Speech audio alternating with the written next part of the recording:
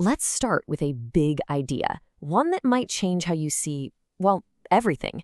We tend to think our senses give us a perfect copy of the world, right? Like our eyes are cameras, our ears are microphones.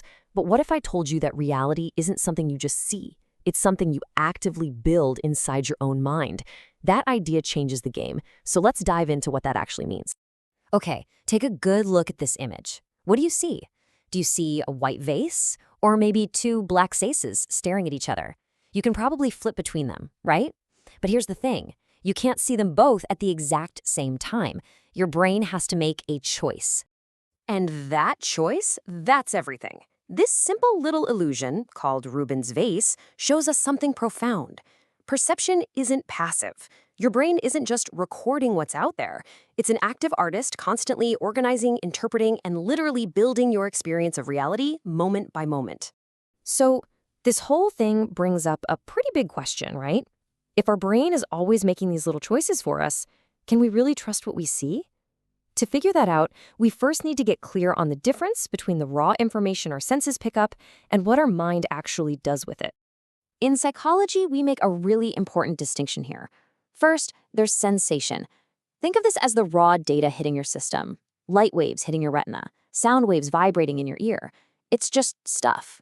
But then comes perception, and that's where the magic happens. That's your brain taking all that chaotic, raw data and turning it into something that actually means something. A face, a song, a stop sign. The key thing to get here is that perception is an active game. Your brain is constantly selecting what it thinks is important, organizing all the little pieces, and then interpreting them based on a lifetime of experience. So it's not a perfect photo of the world. Think of it more like a model of the world, one your brain builds just for you. All right, so if our brain is this master builder, how does it do it? What are the tools and the blueprints it uses to turn all that sensory noise into the world we experience? Well, it turns out it's a really cool two-way street. On one hand, you've got what's called bottom-up processing. This is totally data-driven. It's like building with Legos. You're taking the individual sensory bits, the shapes, the colors, the lines, and assembling them into a perception of, say, a flower. But then you've got top-down processing. This is your brain jumping in with its own knowledge and expectations. You expect to see a flower in a garden, so you recognize it way faster. Your reality is this constant, amazing dance between the two. So how does the brain sort through all this information so quickly? Well, it cheats. It uses a bunch of built-in mental shortcuts or rules of thumb known as the Gestalt laws. Your brain just automatically groups things that are close together, or things that look alike. It loves to see smooth, continuous patterns instead of choppy ones, and it will even fill in the blanks to create a whole object. These aren't choices you make. They're your brain's default settings for making sense of a messy world, and fast.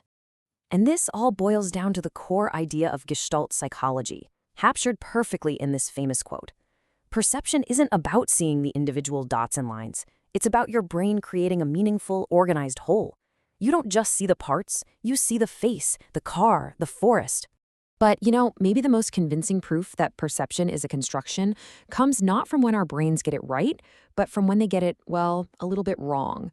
These so-called glitches are incredible because they give us a peek behind the curtain at how the mind really works.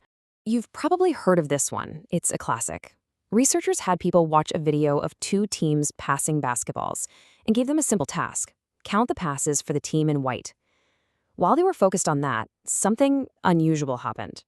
A person in a full-body gorilla suit walked right into the middle of the game, beat their chest, and walked off. And get this, about half of the people watching the video didn't see the gorilla at all. This wild phenomenon is called inattentional blindness. The gorilla was right there. The light from it hit their eyes. But because their attention, their top-down processing, was focused elsewhere, they literally did not perceive it. It just goes to show you, seeing isn't just about looking. It's about paying attention. And it's not just our vision. Our senses are constantly talking to and influencing each other. The McGurk effect is a perfect mind-bending example of this.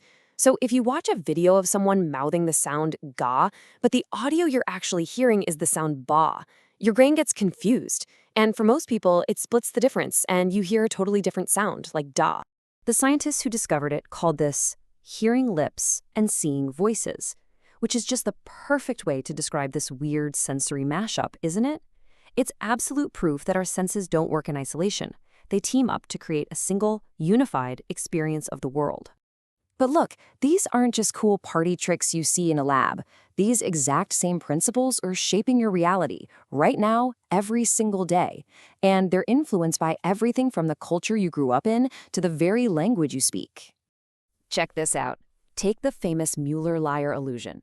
You know, the two lines with arrows on the ends that look like they're different lengths, but they're not? It turns out, if you grew up in a carpentered world, full of buildings with corners and right angles, you're way more likely to fall for this illusion. Your brain has been trained to see those angles as depth cues. But people from cultures without all those rectangular structures, they're much less likely to be fooled. The very world around you literally trains your brain how to see. Then, a psychologist named James Gibson came along and added this really cool layer to the whole idea. He argued that we don't just perceive objects for what they are, we perceive them for what they let us do. He called this idea affordances. What does that mean? Well, it means you don't just see a chair as wood and fabric, you immediately perceive its sittability. You see a button, and your brain gets its pushability. A handle has pullability. A path has walkability. So perception, at its core, isn't just about identifying things. It's about guiding our actions in the world. And here's one last mind blower for you. The very words you use can change what you see. For example, the Russian language doesn't just have one word for blue. It has separate, common words for light blue and dark blue. And one incredible study found that because of this, Russian speakers are actually faster at telling the difference between two shades of blue if one is light and one is dark. The categories in your language can literally sharpen your perception. So when you put it all together, it's pretty clear. Your perception isn't a perfect photograph of reality. It's more like a story that's co-written by raw data from your senses, your brain's clever shortcuts, where you place your attention, your culture, and even your language.